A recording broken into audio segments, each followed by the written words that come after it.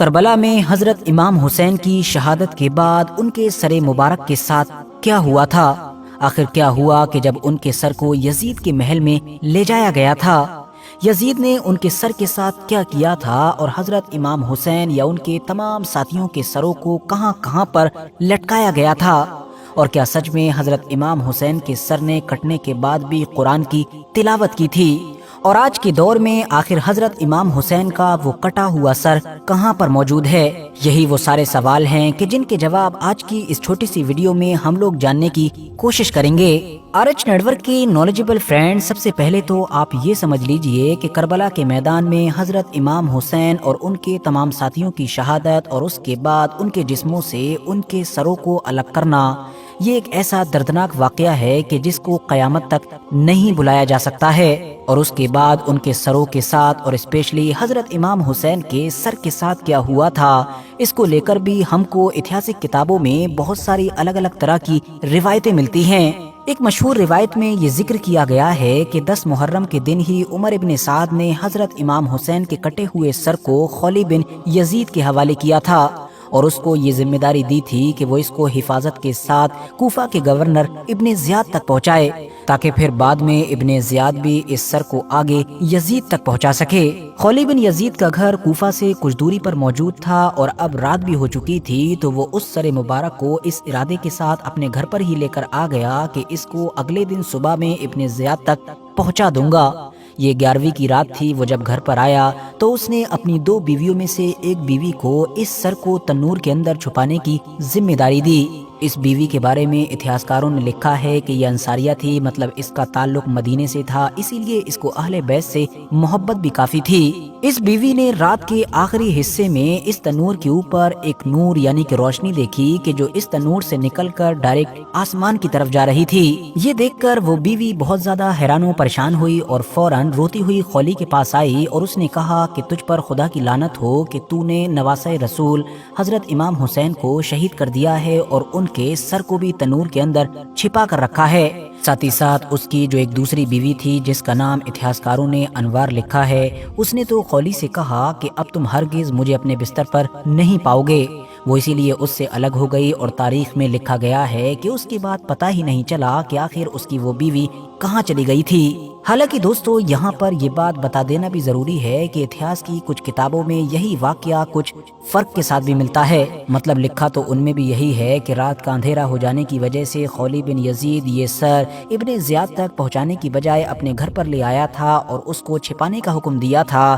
لیکن ان کتابوں میں اس واقعے میں فرق یہ ہے کہ اس میں لکھا گیا ہے کہ تنور سے نکلنے والی روشنی بھی خولی بن یزید کی دوسری بیوی نے نہیں بلکہ انوار نے ہی دیکھی تھی، جس کے بعد وہ غصے سے اس سے الگ ہو گئی تھی۔ اور اس کے بعد یہ عورت کہاں چلی گئی تھی، تاریخی کتابوں میں اس کا کہیں پر کوئی بھی ذکر نہیں ملتا ہے۔ بہرحال اگلے دن صبح میں خولی بن یزید کی طرف سے وہ سر ابن زیاد کے محل میں پہنچا دیا گیا تھا۔ ابن زیاد نے تو جو کرنا تھا وہ کیا ہی، مگر جیسا کہ پھر ہم جانتے ہیں کہ اس کے بعد وہی ہوا کہ حضرت امام حسین کے سر کو ملک شام یعنی کہ یزید کی طرف بھجوا دیا گیا۔ صرف سر حسین کو ہی نہیں بلکہ کربلا سے قیدی بنائے گئے اہل بیت کے باقی تمام لوگوں کو بھی ایک قیدی کی طرح زنجیریں ڈال کر سیریا کی طرف روانہ کیا گیا۔ ظاہر ہے ان قیدیوں میں زیادہ تر اہل بیت کی پاک عورتیں ہی موجود تھیں۔ یزید اور اس کی فوج نے نبی علیہ السلام کی اولادوں کو صرف اسی طریقے سے ہی بے عزت کرنے کی کوشش نہیں کی تھی، بلکہ بہت سارے ہسٹوریکل ایویڈنسز سے پتہ چلتا ہے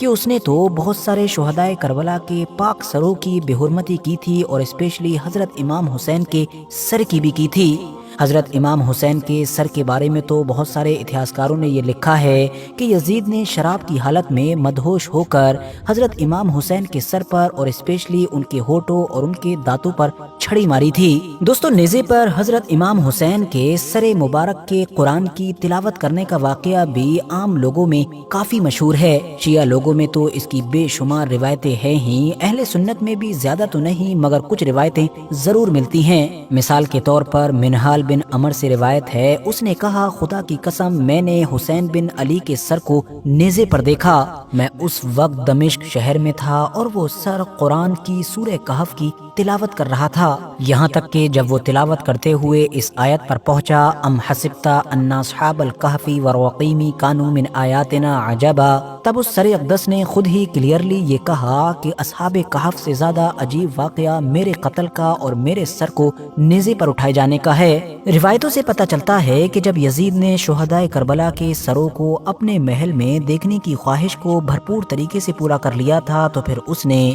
ان تمام سروں کو 3 جگہ پر ترتیب سے نصب کرنے کا حکم دیا تھا، اور ان 3 جگہوں میں سے پہلی جگہ تو یزید کے محل کے دروازے تھے، جبکہ دوسرے دمشق شہر کے دروازے تھے، اور تیسری جگہ تھی جامع مسجد کا دروازہ۔ کچھ روایتوں میں آتا ہے کہ اگلے 3 دن تک حضرت امام حسین کا سر مبارک یزید کے محل کے دروازے پر نصب کیا گیا تھا، اور اس کے بعد پھر اس کو دمشق شہر کے دروازے پر نصب کر دیا گیا تھا، جبکہ بعد میں جامع مسجد کے دروازے پر بھی نصب کیا گیا تھا۔ اور اسی طریقے سے باقی شہدائے کربلا کے بارے میں بھی آتا ہے کہ ان کے سر مبارک بھی باری باری تینوں جگہ پر نصب کیے گئے تھے، اور یہ سب کچھ اسی لیے کیا جا رہا تھا تاکہ لوگوں کو بتایا جا سکے کہ ہمارے خلاف اٹھنے والے لوگوں کا کیا انجام ہوتا ہے، یا پھر تمام عام لوگوں کے سامنے اہل بیت اور ان سے جڑے ہوئے لوگوں کی زیادہ سے زیادہ بے عزتی اور بے حرمتی کی جا سکے۔ اب دوستو، آخر میں معاملہ جہاں تک اس بات کا ہے کہ آخر ان تمام سروں کا ہوا کیا، اور خاص طور سے حضرت امام حسین کا سر مبارک کہاں گیا،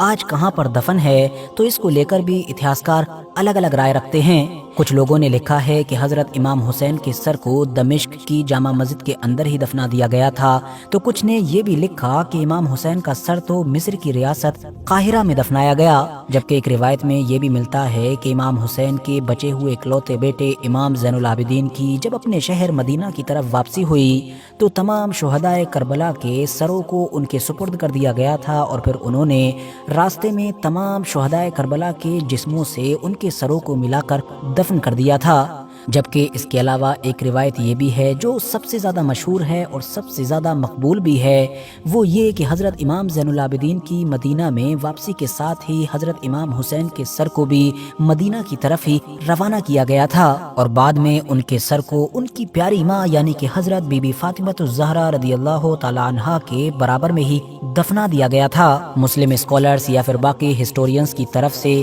سب سے زیادہ اوتھینٹک یعنی بھروسے کے لائق روایت یہی مانی جاتی ہے۔ فی الحال دوستو، آج کی اپنی ویڈیو کو بھی ہم یہیں پر ختم کرتے ہیں۔ ویڈیو اگر جانکاری سے بھرپور لگی ہو تو لائک کرنے کے ساتھ ساتھ دوستوں کے ساتھ ضرور شیئر کریں، اور ایسی ہی نالجبل اور ہسٹوریکل ویڈیوز ہمیشہ دیکھنے کے لیے ہمارے اس چینل کو سبسکرائب کرنے کے ساتھ ساتھ بیل آئیکن کو بھی ضرور پریس کریں۔